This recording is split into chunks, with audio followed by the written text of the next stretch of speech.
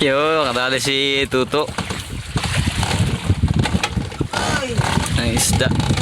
Pagdating mo na, mas malaki pa ang kita mo dyan kaysa nangawin. Alay.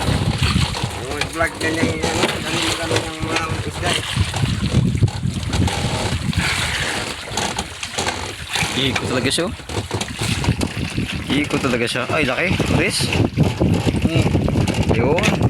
Saglit lang pang ulam. Yan pain mo yun to.